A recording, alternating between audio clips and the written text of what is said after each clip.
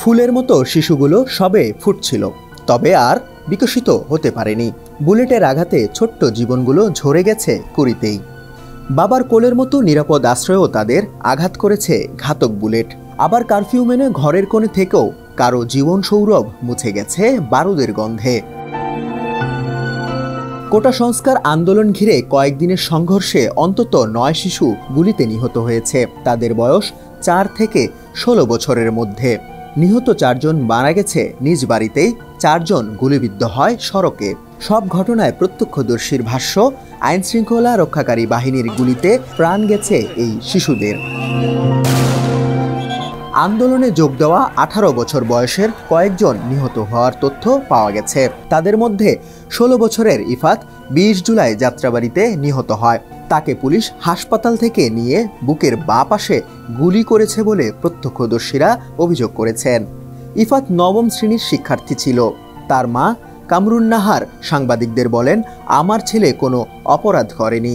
সে রাস্তায় পড়ে থাকা আহত একজনকে হাসপাতালে নিয়ে গিয়েছিল, তবু তার বুকে গুলি করা হলো। মা বাবার মাঝ থেকেই প্রাণ কাড়ল বুলেট। ৪ বছরের আব্দুল আহাদের মৃত্যু পাষাণকেও কাঁদাচ্ছে। ১৯ জুলাই বিকেলে পরিবারের সবাই বাসায় ছিলেন। সে সময় আন্দোলনকারীদের সঙ্গে পুলিশ ও ছাত্রলীগের সংঘর্ষ চলছিল। কি হচ্ছে দেখতে আর সবার মতো উৎসুক হয়ে ছোট্ট আহাদ বারান্দায় গিয়েছিল। এক পাশে ছিল বাবা, অন্য পাশে মা। হঠাৎ ঘাতক বুলেট তার ডান চোখে লাগলে মেঝেতেই লুটিয়ে পড়ে শিশুটি। রক্তে ভেজা সন্তানকে বুকে নিয়ে সংঘর্ষের মধ্যেই ঢাকা মেডিকেল কলেজ হাসপাতালে যান বাবা আবুল হাসান। শিশুটিকে নিবিড় পরিচর্যা কেন্দ্রে লাইফ সাপোর্টে রাখা হয়। চিকিৎসকরা জানান, গুলি চোখ দিয়ে ঢুকে মাথার ভেতরে আটকে গেছে। ২০ জুলাই রাতে আহাদকে মৃত ঘোষণা করেন চিকিৎসকরা।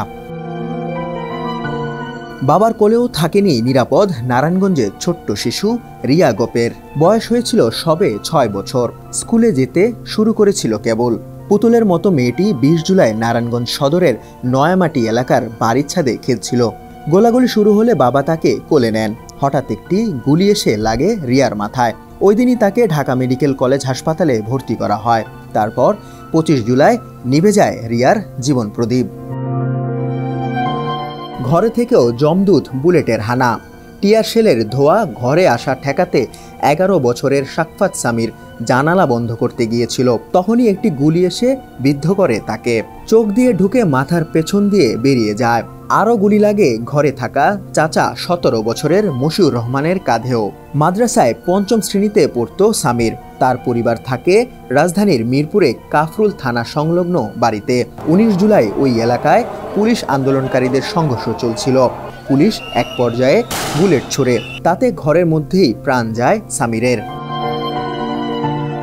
২০ জুলাই পরন্ত বিকেল। তখন টিয়ার শেলের ঘাসে রাজধানীর চিটাগাং রোড এলাকায় ধোঁয়াচ্ছন্ন। বুকের মানিক ১০ বছরের হোসাইনের খোঁজে দিকবিদিক ছুটছেন বাবা মানিক। বিকেল গড়িয়ে রাত।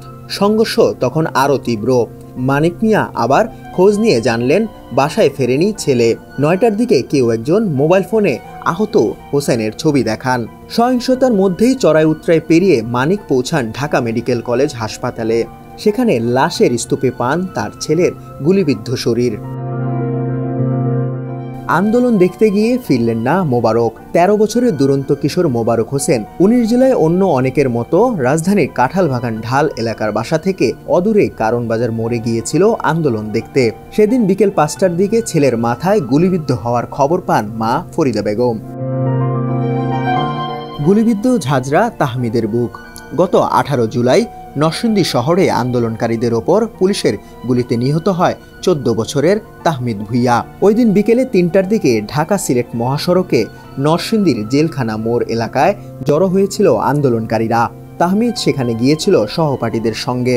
পরে পুলিশের ছররা গুলিতে তার বুক ঝাঁঝরা হয়ে যায়। তাহমিদের লাশ হাসপাতাল থেকে নিয়ে পরে মহাসড়কে বিক্ষোভ মিছিল করেছিল আন্দোলনকারীরা। তাতেও পুলিশ গুলি করে। মৃত্যুর পর আবারও গুলিবিদ্ধ হয় তাহমিদ। বারান্দায় নাইমার ঘাতক হয়ে আসে বুলেট। রাজধানীর উত্তরায় বাসার বারান্দায় গুলিবিদ্ধ হয়ে ১৯ জুলাই নিহত হয়েছে মাইলস্টোন স্কুল অ্যান্ড কলেজের ১০ম শ্রেণীর শিক্ষার্থী নাইমা। নাইমার মা বলেন, বাসার সামনের সড়কে সংঘর্ষ হচ্ছিল, তা দেখতে ৪তলা ভবনের বারান্দায় দাঁড়িয়েছিলাম, কিন্তু কিছু বুঝে ওঠার আগেই মেয়ের মাথায় গুলি লাগে, সেখানেই তার মৃত্যু হয়। শাহাদাত তনিম, সমকাল, ঢাকা।